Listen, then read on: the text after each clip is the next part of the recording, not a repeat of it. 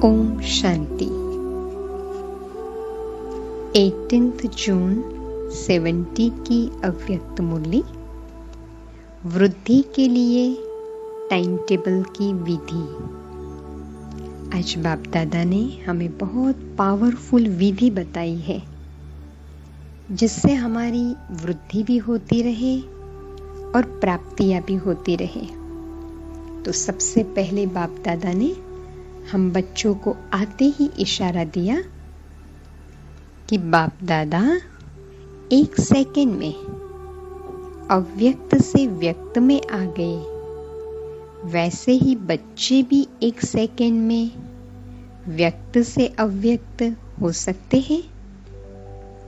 जब चाहे तब मुख से बोले, जब चाहे तब मुख बंद कर दे। मुख का ऑर्गन्स कुछ मोटा है, बुद्धि मुख से सूक्ष्म है, लेकिन मुख के मुआफिक बुद्धि को भी जब चाहो तब चलाओ, जब चाहो तब नहीं चलाओ, ऐसा अभ्यास है। देखो, यहाँ बाबा ने बहुत गहरी बात बताई।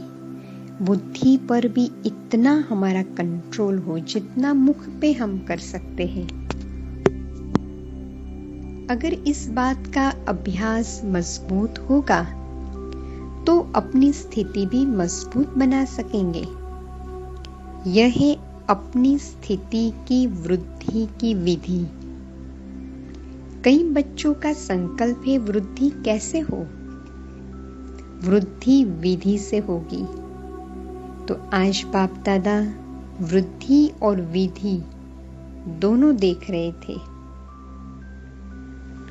फिर बाप दादा ने पूछा, अच्छा बच्चे, सारे दिन में अव्यक्त स्थिति कितना समय रहती है?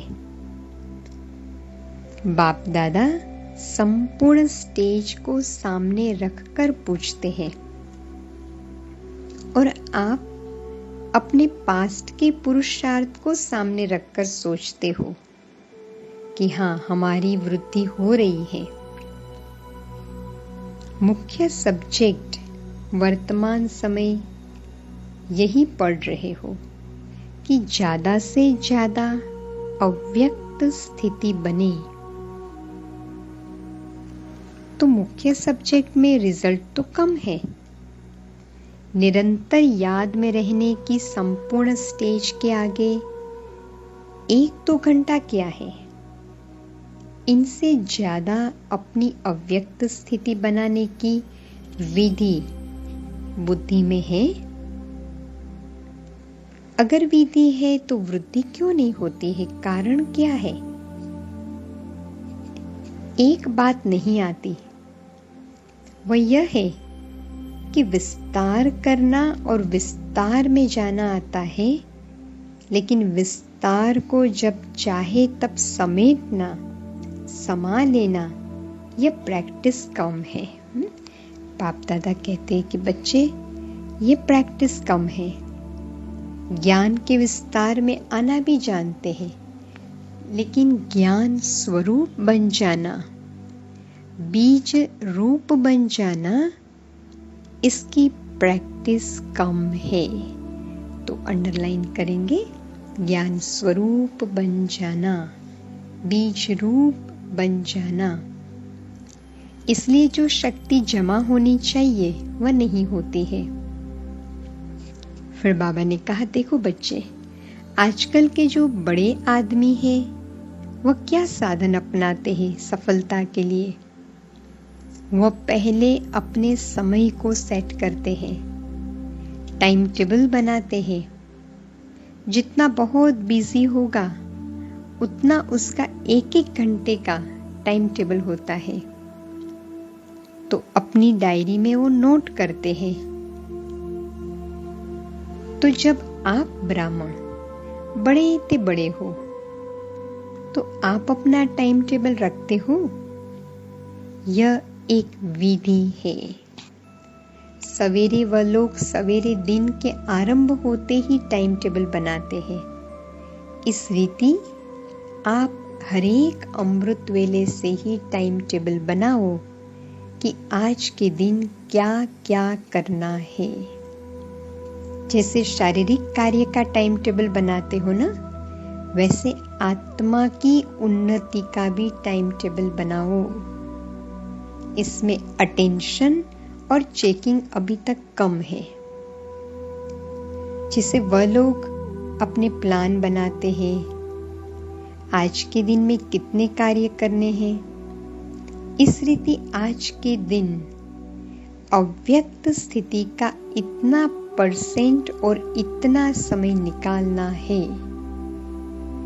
टाइम प्रमाण चलने से एक ही दिन में अनेक कार्य हो सकते हैं। देखो यहाँ बाबा हमें बहुत गुह्य इशारा देते हैं कि बच्चे अपना टाइम टेबल बनाओ और उस आधार से प्रैक्टिस करो, उससे अनेक काम कर सकेंगे।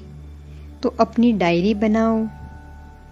जैसे 1 घंटे का स्थूल कार्य बना हुआ है, इस रीति से आत्मा की उन्नति का कार्य नोट करो, प्लान बनाओ। जैसे स्थूल कार्य होने के बाद राइट डालते हो ना, ये हुआ या नहीं हुआ, इसी रीति कहाँ तक ये प्रैक्टिकल में हुआ, नहीं हुआ तो कारण क्या, उसका निवारण क्या, ये सोचकर आगे बढ़ते जाओ। आज के दिन यह करके ही छोड़ूंगा, ऐसे ऐसे प्रतिज्ञा करो। कोई भी कार्य के लिए पहले प्रतिज्ञा होती है, फिर प्लान होता है। यहाँ बाबा ने हम बच्चों को एक गहरी बात बताई। तो प्रैक्टिकल में लाने के लिए प्रतिज्ञा पहले करना है। तो पहले प्रतिज्ञा, फिर प्लान और फिर होता है प्रैक्टिकल। और फिर प्रैक्टिकल के बाद होती है चेकिंग, ये हुआ या नहीं। तो अटेंशन रखेंगे हमें, पहले क्या करना है, प्रतिज्ञा करनी है, फिर प्लान बनाना है, फिर प्रैक्टिकल में लाना है और फिर चेकिंग करना है। चेकिंग के बाद बीती सो बीती करके आगे उन्नति का साधन और अपनाना है। तो आत्मा की उन्नति के लिए साप्ताहिक प्लान बना सकते हो। जैसे यहाँ मधुबन में आते हो तो सब कुछ छोड़कर जाते हो ना, इस रीति हर दिन कुछ छोड़ो और कुछ भरो। जब इतना अटेंशन रखेंगे तब समय के पहले संपूर्ण बन सकेंगे। समय के अनुसार अगर संपूर्ण बने तो इसकी इतनी प्राप्ति नहीं होती है। समय के पहले बनना है। ईश्वरीय अतीन्द्रिय सुख निरंतर क्या होता है, इसका अनुभव यहाँ ही करना है। आज बाबा ने कहा ईश्वरीय अतीन्द्रिय सुख का अनुभव करना है। तो ये बहुत सुंदर विधि बाबा ने हम बच्चों को स्पष्ट की। अब इसका हम प्रैक्टिकल में अभ्यास करेंगे। फिर बाबा ने कहा देखो बच्चे, जितना जो सेंसिबल होते हैं ना, तो यथार्थ रीति से कार्य करते हैं। अब बच्चों को सेंस के साथ एसेंसफुल भी बनना है। शक्तिशाली स्थिति होती है ना, तो आप लोगों का कार्य ही है नेचर परिवर्तन करना। नेचर अर्थात संस्कार। जब पुरुषार्थ नहीं कर पाते तो दोष रखते हो नेचर पर ना, हमारी नेचर ऐसी है। लेकिन नहीं, आप लोगों का कर्तव्य है नेचर क्योर करना। जैसे वह नेचर क्योर वाले भी फास्ट रखाते हैं, तो आप लोगों को भी अभी क्या करना है, फास्ट जाना है, लास्ट नहीं रहना है। फास्ट जाने के लिए फास्ट रखो, टाइम टेबल बनाओ, प्रतिज्ञा करो। वह लोग कोई चीजों का फास्ट रखते हैं ना, आप लोग भी हर रोज कोई ना कोई कमी की बात नोट करो। वो लोग नुकसान कारक जो है उस चीज का फास्ट रखते हैं। तो पुरुषार्थ में जो नुकसान कारक बातें हैं ना, उनका फास्ट रखो, फिर उसको चेक भी करो। व्रत उपवास वहां रखते हैं ना, तो यहां भी ऐसे करो। सुबह को प्रतिज्ञा करते हैं कि यह नहीं करेंगे, फिर दिन आरंभ हुआ तो प्रतिज्ञा खत्म हो जाती है। यहां भी बच्चे ऐसे करते हैं, समस्या आई और प्रतिज्ञा समाप्त। तो ये संस्कार अब खत्म करना है, समेटना और समाना सीखना है। पुराने संस्कार समाने हैं। तो अपना प्रोग्राम भी 6 मास का फिक्स करो, यह कार्य करके ही छोड़ूंगा, इतना निश्चय बुद्धि। तो खेल लगेगा, खुशी रहेगी। कोई कार्य सहज होता है तो आप लोग कहते हो ना, ये तो बाएं हाथ का खेल है, सहज है। यह भी बुद्धि का खेल हो जाएगा। हाँ, तो आज बाबा पक्का कराते, बच्चे टाइम टेबल रखो, फास्ट रखो और दृढ़ संकल्प रखो। कई बड़े आदमी ऐसे होते जो अपने बड़ेपन में ठहरना नहीं आता है। जितने बड़े हो आप बच्चे, उतना आप अपनी स्थिति भी बड़ी दिखाओ। कम से कम 8 घंटे का तो लक्ष्य रखना है। अव्यक्त स्थिति के लिए कहते हैं, अव्यक्त स्थिति 8 घंटा बनाना बड़ी बात नहीं है। बाप की 2 घंटे याद क्यों? 2 घंटे बाप की याद रही तो बाकी समय किससे स्नेह रहा? तो अभी से संस्कार भरने हैं। अगर 2 घंटे बाप के स्नेही रहे तो 22 घंटे माया के। तो जो आपका गीत है ना, न वो हमसे जुदा होंगे। तो ये अभ्यास निरंतर चाहिए। परंतु पुरुषार्थी के कारण फिर भी मार्जिन देते हैं, तो कम से कम 8 घंटे का लक्ष्य रखकर अपनी डायरी बनाओ, टाइम टेबल बनाओ। फिर रिजल्ट भी देखेंगे, हर सप्ताह की रिजल्ट ब्राह्मणी से चेक कराओ। हर सप्ताह की रिजल्ट इकट्ठी कर मास में मधुबन भी भेजना चाहिए। पहले तो बच्चे भेजते थे ना, लेकिन देखो बाबा कितना अटेंशन दिलवाते हैं हम बच्चों को। इसमें अलबेलापन नहीं होना चाहिए। अब नहीं तो कब नहीं। हर दिन का अलग अलग स्लोगन रखो, फिर चेक करो। मैं नहीं करूंगा तो कौन करेगा? तो सफलता स्वतः ही मिल जाएगी और अव्यक्त स्थिति भी जल्दी हो जाएगी। फरिश्तों को फर्श की कभी आकर्षण नहीं होती है। तो ये स्थिति का अभ्यास करो। अभी अभी आए, अभी अभी कार्य किया, अव्यक्त 1 सेकंड में। ये प्रैक्टिस हो जाएगी, तब फरिश्ते कहलाएंगे। तो आज बाप दादा ने हम बच्चों को विशेष ये पक्का कराया। बच्चे टाइम टेबल बनाओ, यथार्थ विधि को अपनाओ। पहले प्रतिज्ञा करो, फिर प्लान बनाओ, फिर प्रैक्टिकल में लाओ, फिर चेक करो। तो इसी आधार से हम स्वयं को आज पक्का कराए कि मैं आत्मा बाप समान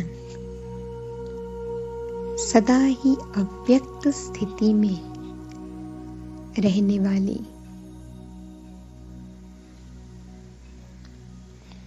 शक्तिशाली आत्मा हूं।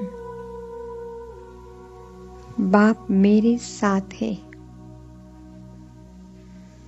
हर कार्य मुझे बाबा के साथ करना है।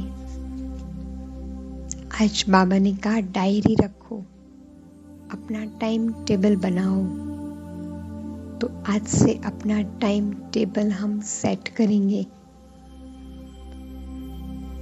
जो भी कमी कमजोरियां है बाप को दे देंगे। प्रतिज्ञा करके प्लान करेंगे, फिर प्रैक्टिकल में लाएंगे और चेकिंग करते रहेंगे। इससे अव्यक्त स्थिति स्वतः ही अनुभव होती रहेगी। आज बाबा ने कहा कम से कम 8 घंटा तो करना ही है अव्यक्त स्थिति का अनुभव। ओम शांति। आज की मुरली क्या था?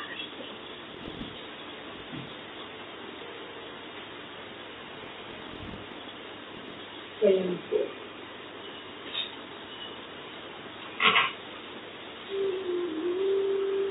चेक करें।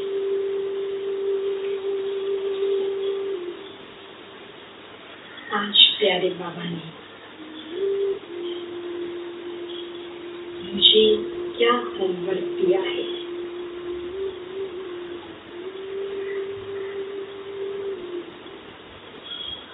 सबसे पहले स्वयं को आत्मिक स्थिति में स्थित करके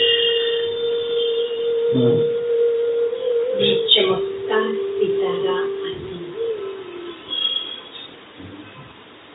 अनादि स्थिति में स्वयं को देख रहे।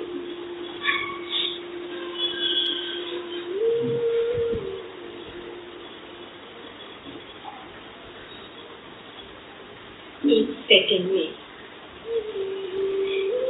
देह से अलग हो गए।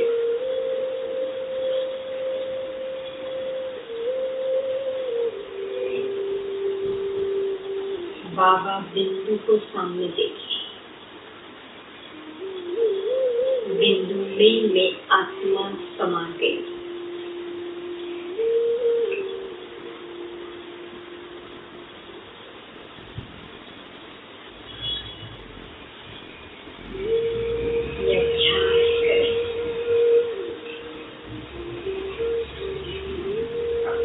एक सेकंड में अपने घर पहुंचे।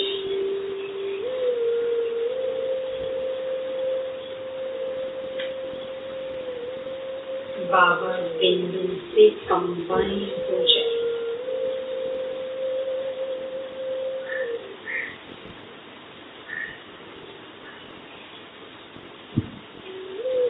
वापस नीचे आ जाए बाबा के साथ।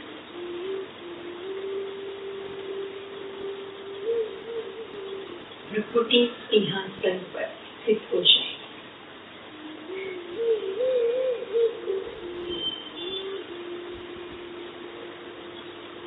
ये आने और जाने की प्रैक्टिस बार बार करते रहिए।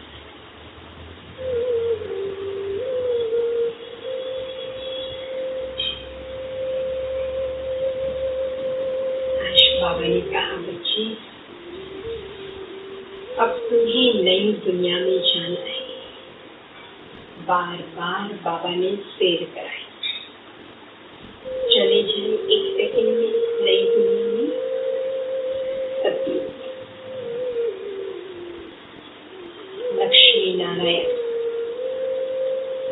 देवताओं को देखिए। मैं भी देव स्वरूप में हूँ।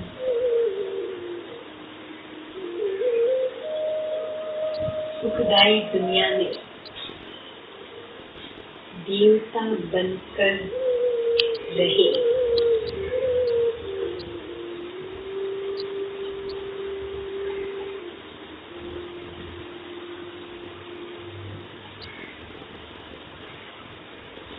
ये देवताई स्थिति संपूर्ण पवित्र स्थिति है।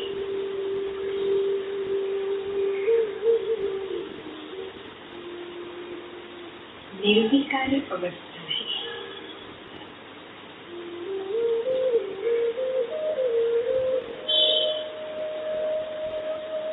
उसको फील करें,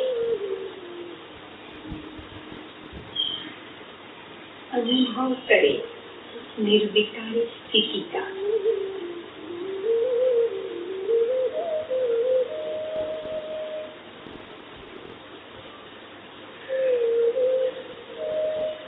यही मेरा एक ऑब्जेक्ट है। ऐसा बनने के लिए मैं पढ़ाई पढ़ती हूँ।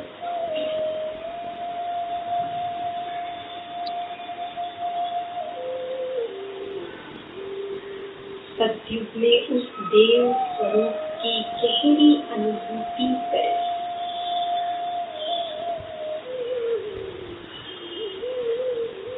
कैसे देवताओं का आपस में व्यवहार है।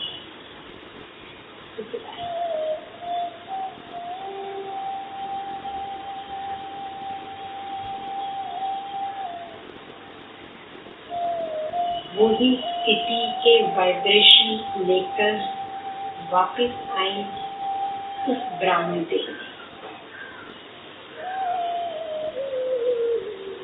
में। ब्राह्मण श्रेष्ठ आत्मा देवताई स्थिति में।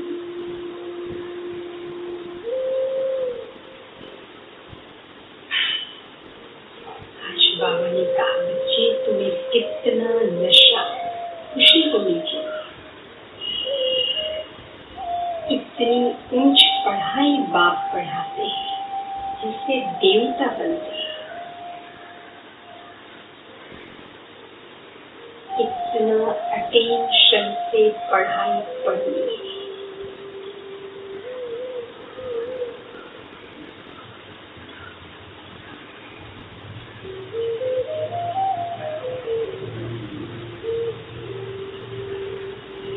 आज बाबा ने कहा, बच्चे एकांत में रहे, सिमरण में रहे। संगम युग में मेरी वानप्रस्थ स्थिति है। वरदान दिया आज बाबा ने, बेहद के वानप्रस्थी भव। अब छोटी मोटी समस्याओं के गुड़ियों के खेल नहीं करने।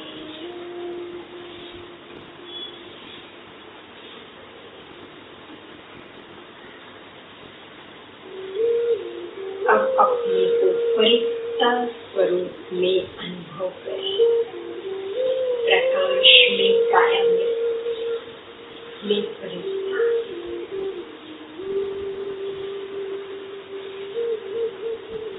इसी स्थिति से मुझे अपने बंधन काटने हैं। बाबा ने कहा, बच्चे याद की यात्रा में रहकर आत्मा के पापों को काटना है, भस्म करना है। परिस्थिति स्वरूप में रहे।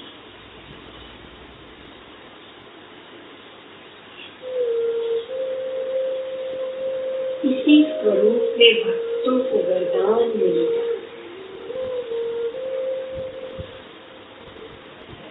मेरे अलग अलग पूज्य स्वरूप भक्तों को दिखाई देंगे। स्वयं को भी अपने तुच्छ स्वरूप में देख लें। मैं कौन सी इष्ट देवी या इष्ट देव हूँ। कभी विघ्न विनाशक गणेश की, विज्ञान की देवी सरस्वती, कभी दुख हरने वाली दुर्गा बने, महावीर बने।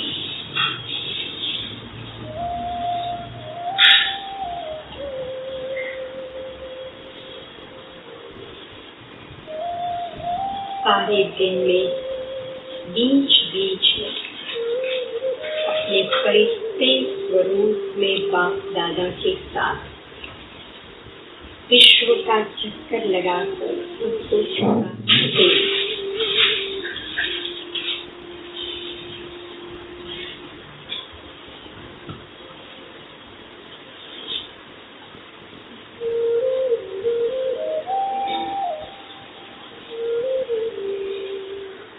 ये पांचों ही स्वरूपों का अभ्यास सारे दिन में करें और बाबा का होमवर्क याद रखें। हिम्मत रखनी है। आज बाबा ने कहा, स्लोगन में हिम्मत का एक कदम बढ़ाओ तो बाप की मदद 1000 कदम जितनी। प्रतीक्षा करें। इन आंखों के द्वारा गंदी चीजें नहीं देखेंगे। अब ये आंखें सिर्फ बाप को देखिए, आत्मा को देखिए।